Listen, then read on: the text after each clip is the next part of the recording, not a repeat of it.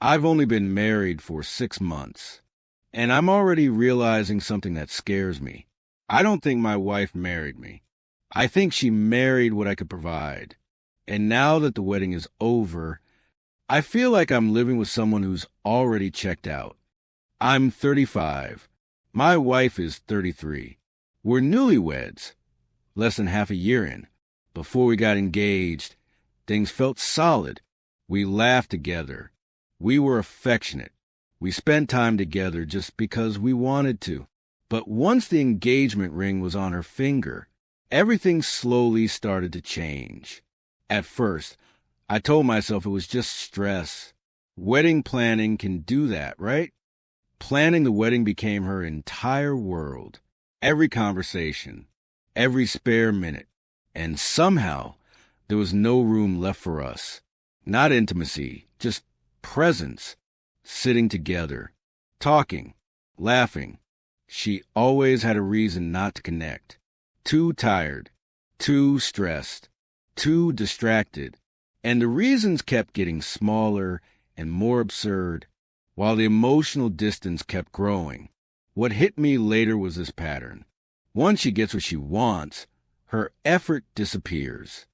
I started noticing it everywhere.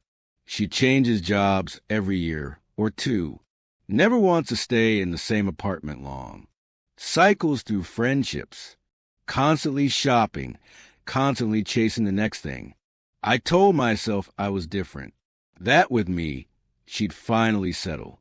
Instead, I'm the one left wondering why I didn't see this sooner. Financially, I've carried almost everything. Between her rings, the destination wedding, the dress, and most of our living expenses, I've spent around $35,000. And every time I hesitated, she'd say, "Once we get through this, I'll finally relax." Well, everything's done now. And instead of closeness, I hear, "I need space. I feel smothered. I need alone time." I travel for work 2 or 3 nights a week. When I'm home, I still handle the routines. Working out, walking the dogs, cooking, cleaning. She mostly scrolls on her phone or watches TV. If I stay busy, she says I'm never present. If I slow down to spend time with her, she says I never do anything. Whatever I do, it's wrong, because the rules change every day. Even decisions that don't matter turn into arguments. Where I park, which leash I grab, how I do basic tasks. And if I finally get frustrated, suddenly I'm the problem. I'm told I'm insecure, that I can't handle my emotions. The hardest part isn't the lack of intimacy. It's realizing that I feel more like a resource than a partner, like the version of her I fell in love with only existed until the boxes were checked. Marriage didn't bring us closer. It revealed the truth. And now I'm left asking myself whether I ignore the signs or just didn't want to believe them. Love shouldn't feel like a transaction, and marriage shouldn't feel this lonely, this early. I don't know what the next step is yet, but I do know this. Resentment doesn't disappear on its own. And if I don't face this now, I'll wake up years from today, wondering why I stayed silent when I first saw the cracks. He says he can't fully love me, not because of something I did to him, but because of what happened to me before him. And the more I try to explain, the more he pulls away. I'm 21, and so is my boyfriend. Before him, I was in a relationship that broke me. It lasted almost 2 years and was full of pressure, manipulation, and emotional harm. I didn't enjoy intimacy. I didn't feel safe. And leaving that relationship took everything I had. When I met my current partner, I told him the truth from day one. I didn't hide anything. He said it wasn't a problem, at least at first. Every major fight we've had comes back to my past. He had never been intimate before me, and I understand he wanted an equal experience. But what hurts is this. He doesn't see my past as something that happened to me. He sees it as something I should have handled differently.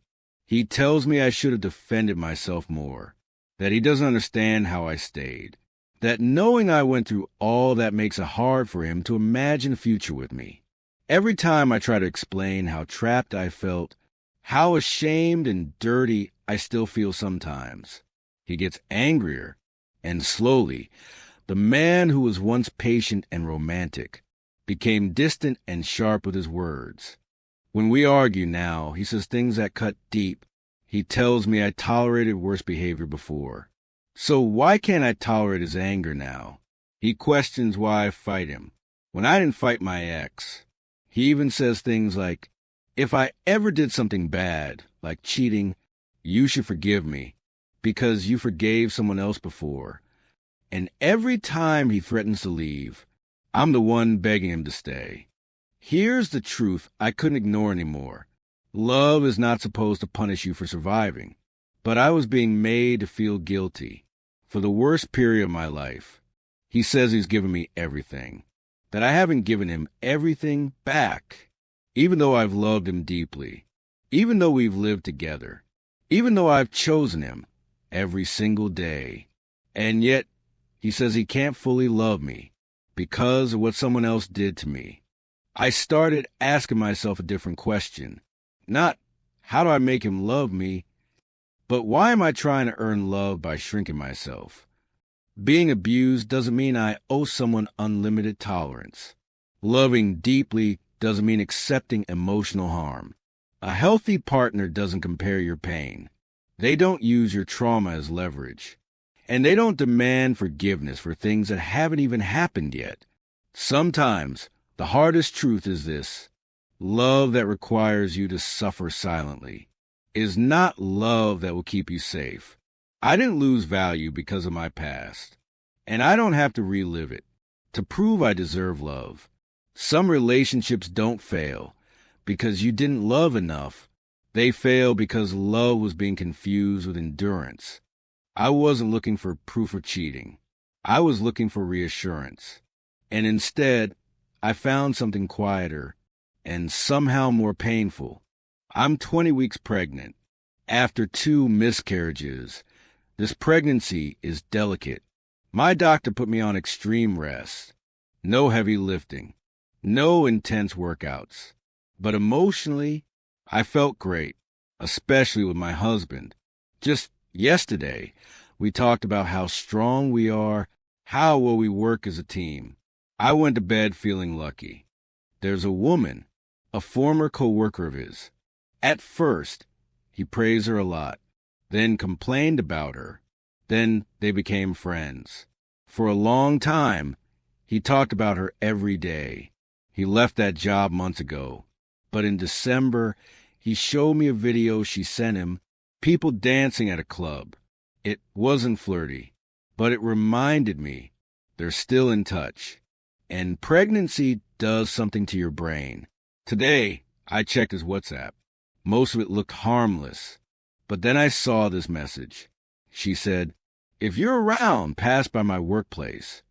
He replied, "Today my wife is celebrating her Christmas, but tomorrow I'll be off the leash and might pass by." Off the leash. That phrase stuck in my chest because those days we were happy, connected, laughing, and suddenly I felt like a restriction in his life. Then I checked another chat with a male friend he went out with today. The friend asked, "How are you?" My husband replied, "My wife is driving me crazy. She can't move much, so I've been doing a lot around the house." I just stared at the screen. Today, I cooked breakfast and lunch. I vacuumed, did laundry, worked full-time from home. I'm the only one providing right now. He quit his job in October. His new one starts in March. What did he do? He carried heavy dog food, something I physically can't do, and cleaned glue from the floor. That's been there for 2 years. Something he decided to do today. And while I was thinking, wow, he's so responsible, I'm so lucky, he was telling his friends that I'm driving him crazy. Now I'm angry, not because he cheated, but because the version of me he shows to others isn't the woman I see myself being. And I don't know how to talk about it, because to confront him, I'd have to admit I read his phone. So I'm sitting with this heartbreak quietly, wondering, is this how resentment starts? Sometimes it's not betrayal that breaks trust. Sometimes it's realizing that the person you feel safest with complains about you when you're not in the room